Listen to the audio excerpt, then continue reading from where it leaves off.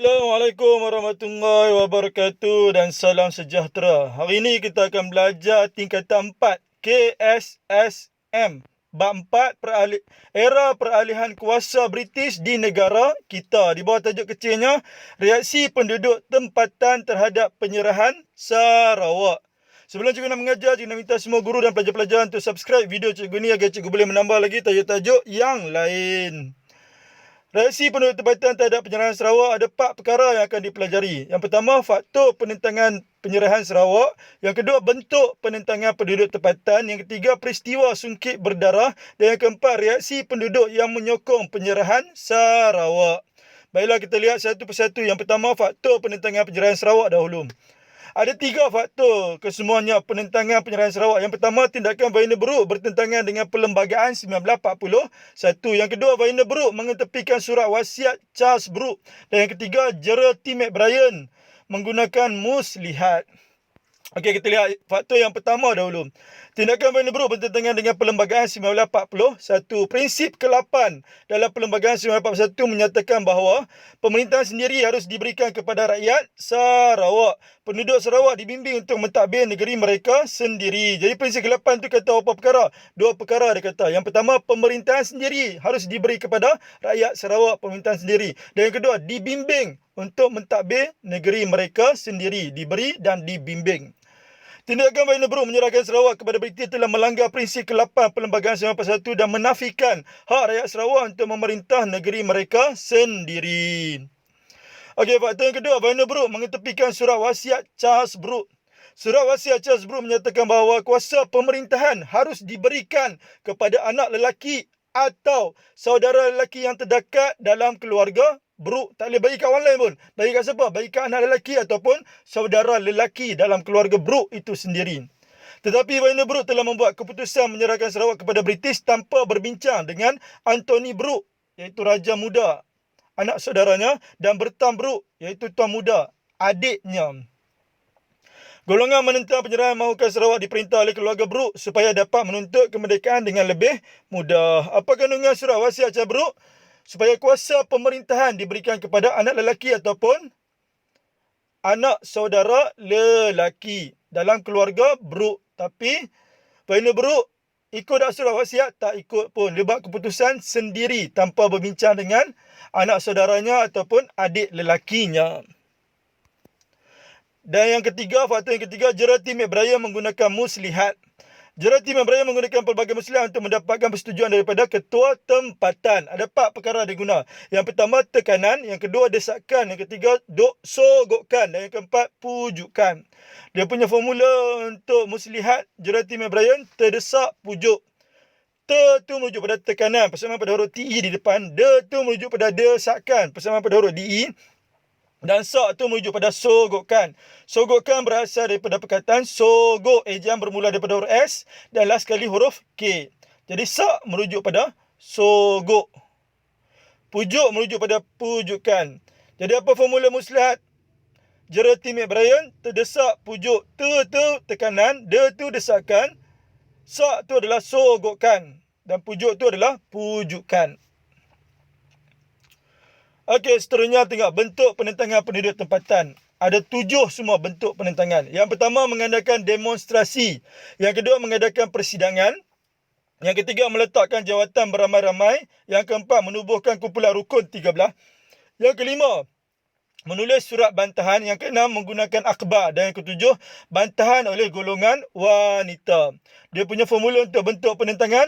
Doraemon sedang meletakkan 13 tulisan akhbar wanita. Doraemon sedang buat apa? Sedang meletakkan 13 jenis tulisan pada akhbar wanita. Hebatnya Doraemon. Sebab Doraemon ni boleh tengok masa depan. Jadi dia boleh tulis tulisan yang macam mana? Dia boleh tulis 13 tulisan pada akhbar wanita. Hebat Doraemon. Okey, tengok perangan formula. Doraemon merujuk pada demonstrasi. Persamaan pada huruf D di depan.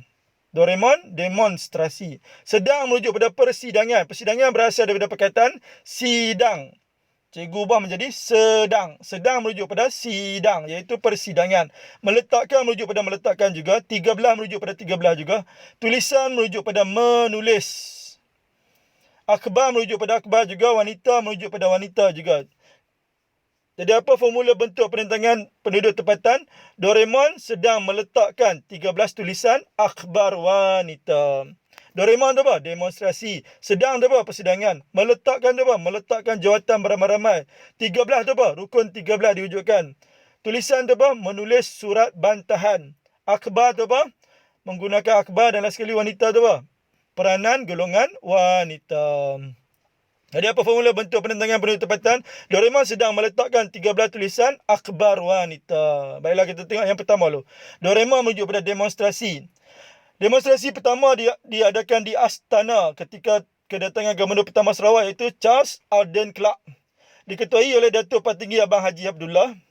Disertai 16 peserta Melayu seperti PKMS yang mendesak British berundur. Kata-kata yang tertulis dalam demonstrasi seperti kami membantah dengan sekeras-kerasnya atas tindakan buruk menyerahkan Sarawak kepada kolonial. Sarawak adalah hak milik kami dan no cisin. Spanduk dan poster anti penyerahan ditampal di pokok, perahu dan juga di jeti. Jadi demonstrasi pertama di mana? Di Astana. Kemudian demonstrasi yang kedua di Sibu diterajui oleh PPM. Persatuan Pemuda Melayu dan beberapa demonstrasi lain yang berjaya dilakukan. Jadi ada apa demonstrasi? Ada banyak demonstrasi. Mula-mula di mana? Di Astana, iaitu ketika kedatangan Gubernur pertama Sarawak. Kemudiannya di mana? Demonstrasi di Sibu diterajui oleh PPM dan seterusnya beberapa demonstrasi yang lain. Okey, yang kedua, mengadakan persidangan.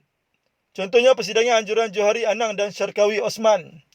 Pengerusi persidangan Johari Anang objektif untuk mengadakan demonstrasi pada setiap 1 Julai menentang penyerahan Sarawak kepada British. Apa objektif persidangan anjuran Johari Anang dan Syarkawi Osman? Mengadakan demonstrasi pada setiap 1 Julai. Persidangan ini disertai oleh pertubuhan yang pelbagai sepertinya Pergerakan Pemuda Melayu PPM, Barisan Pemuda Sarawak BPS, Persatuan Kebangsaan Melayu Sarawak PKMS, Persatuan Melayu Miri, Kesetiaan Muda Matu dan Persekutuan Bumi Putera. Jadi apa tujuan persidangan Johari Anang dan Syarkawi Osman ni?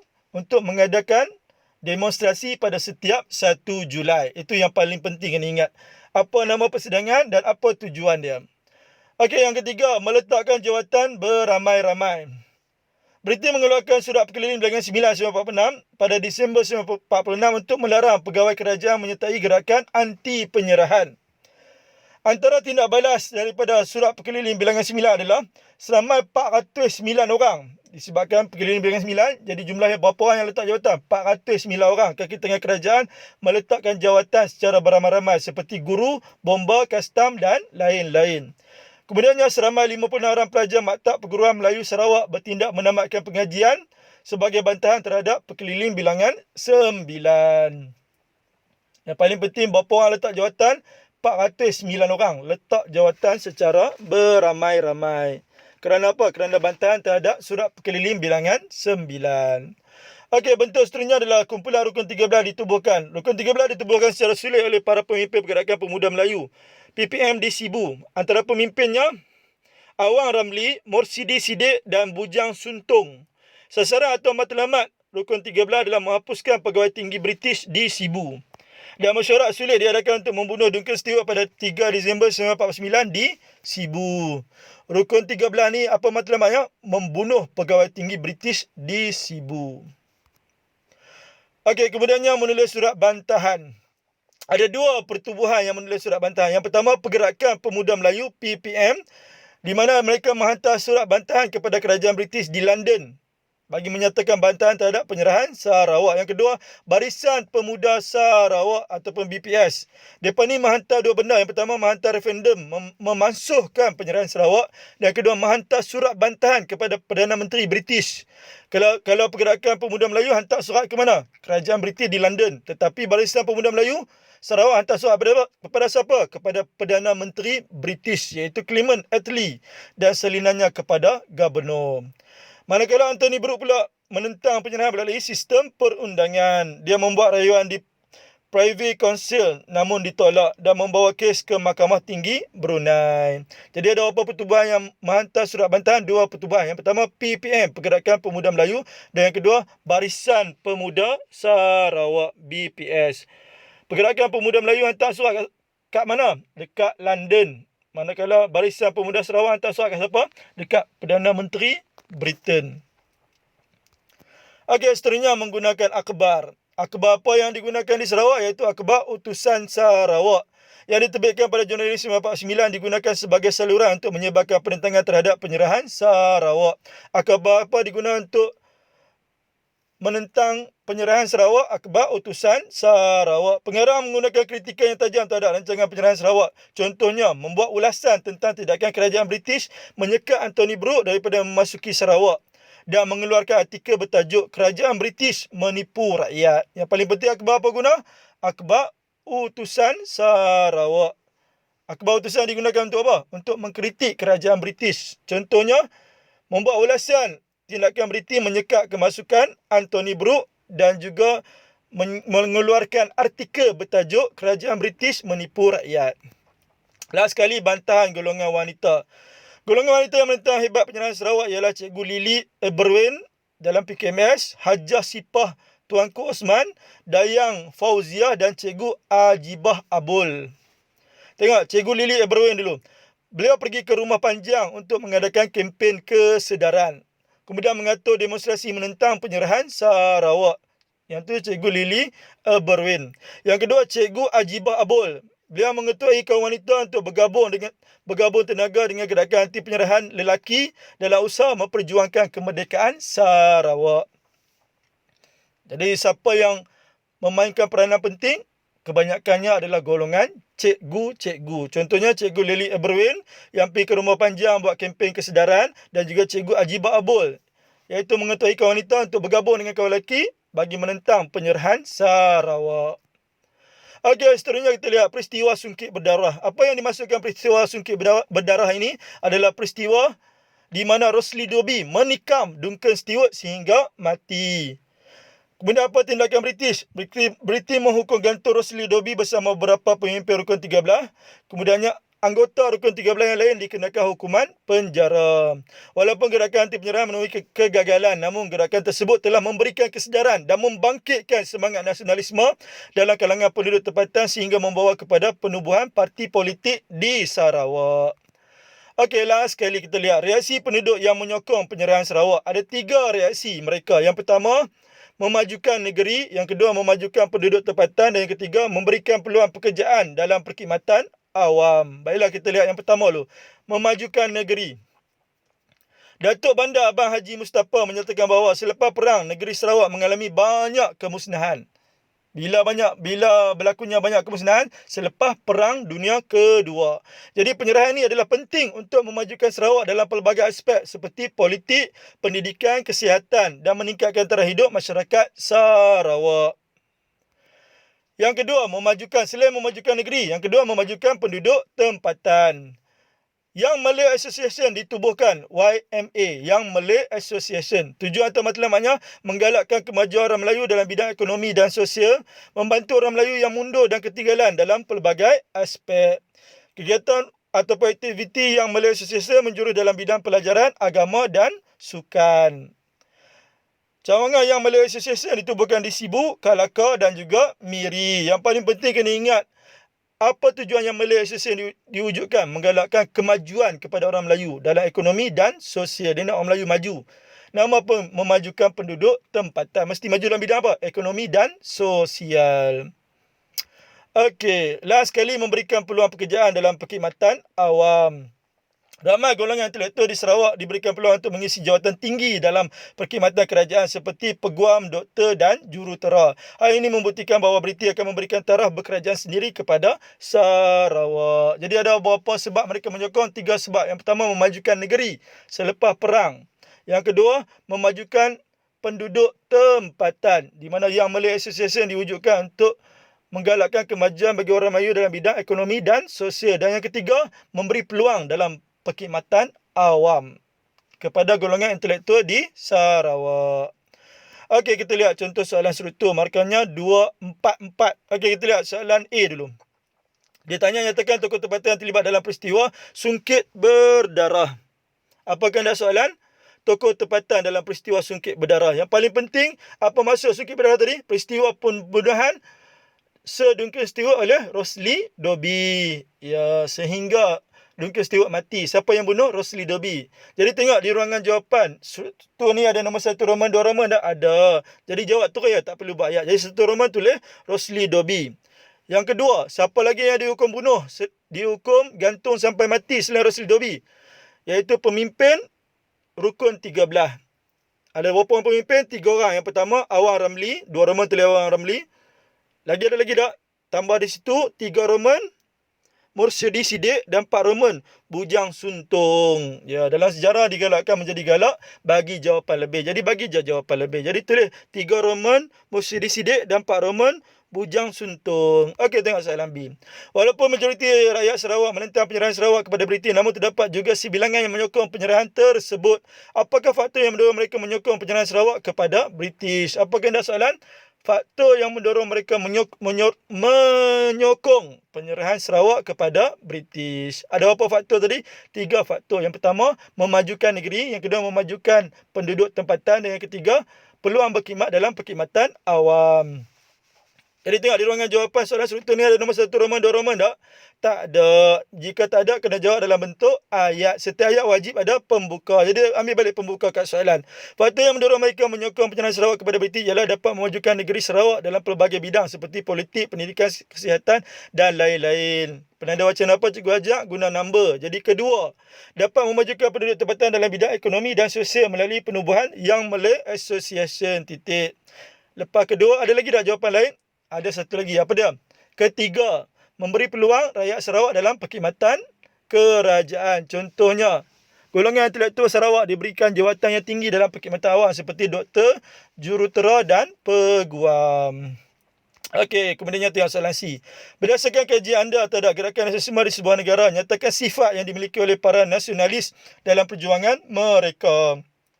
Apa kehendak soalan? Sifat yang dimiliki oleh para nasionalis dalam perjuangan mereka. Tengok di ruangan jawapan soalan struktur ni, ada nombor 1 Roman, 2 Roman tak? Tak ada. Jadi kena jawab dalam bentuk ayat. Setiap ayat wajib ada pembuka. Jadi ambil balik pembuka kat soalan. Sifat yang dimiliki oleh para nasionalis dalam perjuangan mereka ialah berani membela bangsa dan negara. Titik. Penanda wacana apa cikgu ajak? Guna number. Jadi kedua, cinta yang mendalam terhadap negara. Titik. Lepas kedua, ketiga, rela berkorban harta dan nyawa demi negara. Lepas ketiga, keempat, bekerjasama dalam menentang penjajah. Boleh tambah lagi tak? Boleh tambah lagi.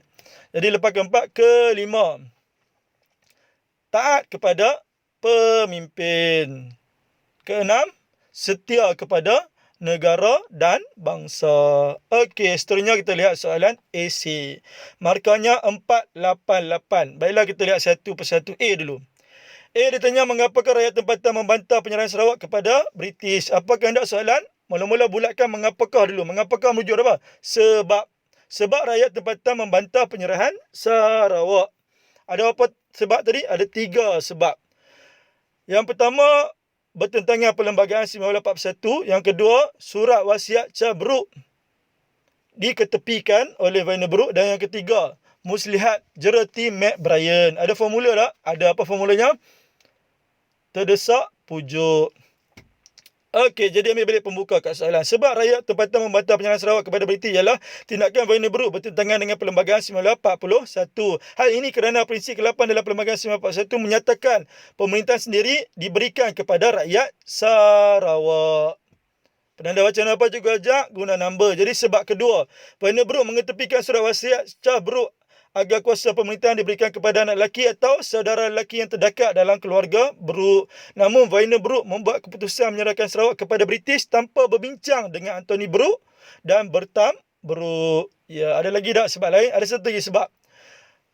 Jadi lepas sebab kedua, sebab ketiga. Boleh tambah di situ. Dalam sejarah boleh ditambah. Boleh dibagi jawapan lebih. Digalakkan menjadi galak. Bagi jawapan lebih. Jadi bagi lebih. Jadi sebab ketiga. Tindakan Jerety McBrien menggunakan tipu muslihat dalam mendapatkan tanda tangan ketua tempatan. Cara apa dia guna? Contohnya, ingat balik formula. Terdesak pujuk. Ter tu apa? Tekanan. De tu desakan. Sak tu apa? Sogokkan. Dan pujuk tu adalah pujukan. Okey, tengok soalan B. Huraikan cara-cara pemimpin tempatan menentang penyerahan Sarawak. Ada apa cara? Cara ni sama dengan bentuk. Ada apa cara atau bentuk penentangan? Ada 7 cara. Ingat balik formula. Apa formulanya? Doraemon sedang meletakkan 13 tulisan akhbar wanita. Okey, Doraemon tu apa? Demonstrasi. Sedang tu apa? Persidangan. Meletakkan tu apa? Meletakkan jawatan beramai-ramai. 13 tu, rukun 13 tulisan tu apa? Menulis surat bantahan. Akhbar tu apa? Peranan akhbar dan wanita tu adalah peranan golongan wanita. Jadi ambil balik pembuka dekat soalan. Cara-cara pemimpin tempatan menentang penyerahan ialah melalui demonstrasi. Contohnya demonstrasi pertama diadakan di Astana ketika kedatangan Gubernur pertama Sarawak. Kemudiannya, demonstrasi di Sibu diterjui oleh PPM dan beberapa demonstrasi lain yang berjaya dilakukan. Ya, ambil contoh-contoh demonstrasi. Penanda wacana apa cikgu ajak? Guna number. Jadi cara kedua ialah dengan mengadakan persidangan. Contohnya persidangan anjuran Johari Anang dan Syarkawi Osman yang bertujuan untuk mengadakan demonstrasi pada setiap 1 Julai menentang penjarahan Sarawak kepada British. Lepas cara kedua, cara ketiga ialah dengan meletakkan jawatan beramai-ramai. Contohnya, seramai 409 orang ke tengah kerajaan meletakkan jawatan seperti guru, bomba, kastam dan lain-lain kerana membantah tindakan British mengeluarkan surat perkeliling bilangan 9 yang melarang kekitangan awam terlibat dalam gerakan anti penyerahan. Lepas cara ketiga, cara keempat ialah penubuhan kumpulan rukun 13. Hal ini bertujuan untuk menghapuskan pegawai tinggi British di Sibu. Ada lagi tak selain 4 cara ni? Ada berapa cara lagi? Ada 3 cara lagi. Lepas cara keempat, cara kelima. Ingat balik formula. Doraemon sedang meletakkan 13 tulisan. Tulisan tu apa? Menulis surat bantahan. Contohnya PPM, menghantar surat bantahan ke London. Kemudiannya BPS, menghantar surat bantahan kepada Perdana Menteri Britain dan referendum memansuhkan penyerahan Sarawak. Tu cara yang ke-5. Cara yang ke-6, peranan akhbar. Akhbar apa diwujudkan? Akhbar utusan Sarawak. Digunakan untuk mengkritik kerajaan British. Contohnya, membuat ulasan tindakan kerajaan British menyekat kemasukan Anthony Brooke ke Sarawak dan mengeluarkan artikel bertajuk Kerajaan British Menipu Rakyat. Dan last sekali, cara ketujuh ialah peranan wanita. Contohnya Cikgu Lily Eberwin. Cikgu Lily apa? Cikgu Lily Eberwin dengan Cikgu Ajibah Abul. Cikgu Lily Eberwin ni adalah yang dia lakukan adalah membuat lawatan ke Rumah Panjang untuk mengadakan kempen kesedaran. Kemudiannya beliau juga telah menganjurkan demonstrasi. Kemudiannya Cikgu Ajibah Abul pula, beliau mengetuai golongan wanita untuk bergabung dengan golongan lelaki dalam gerakan anti penyerahan. Jadi ada berapa cikgu? 2 orang cikgu. Yang pertama Cikgu Lily Eberwin dan yang kedua Cikgu Ajibah Abul. Okey, last sekali kita lihat soalan C. Pada pendapat anda, mengapakah gerakan penentangan terhadap kerajaan British di Sarawak kurang berjaya? Apakah anda soalan? Bulatkan mengapakah lu? Mengapakah merujuk pada sebab? Sebab gerakan penentangan terhadap kerajaan British di Sarawak kurang berjaya. Jadi ambil balik pembukanya. Sebab gerakan penentangan terhadap kerajaan British di Sarawak kurang berjaya kerana masyarakat tidak bersatu. Hal ini disebabkan oleh masyarakat Sarawak terdiri daripada pelbagai etnik dan mereka hidup berpecah belah. Kesannya, sebilangan kecil sahaja penduduk di suatu tempat bangun menentang British. Penanda wacana apa cikgu ajak? Guna number. Sebab kedua ialah kaedah penentangan yang kurang berkesan. Hal ini kerana kurangnya ilmu pengetahuan dalam peperangan. Contohnya menyerang daripada hadapan ketika British telah bersedia. Ya, serang dari belakang. Serang daripada belakang, okeylah, ni serang daripada depan. Bermaksud mereka ni tak ada ilmu ataupun strategi yang mantap dalam peperangan. Kesannya serangan mudah untuk dipatahkan. Ingat dalam soalan kebat ni 4 perkara yang cikgu ajak.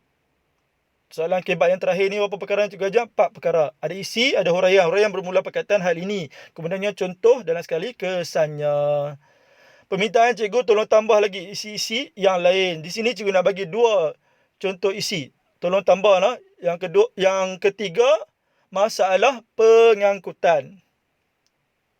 Jadi tolong tambah apa huraian, apa contoh dan apa kesannya. Dan isi yang keempat adalah tiada pemimpin yang berwibawa. Jadi tolong tambah apa huraian, apa contoh dan apa kesannya. Okey, hanya sekadar itu sahaja daripada cikgu. Kita jumpa lagi dalam kelas sejarah seterusnya. Permintaan cikgu yang terakhir, tolong subscribe video cikgu ni agar cikgu boleh menambah lagi tajuk-tajuk yang lain. Sekian, wabillahi taufiq wal hidayah. Assalamualaikum warahmatullahi wabarakatuh.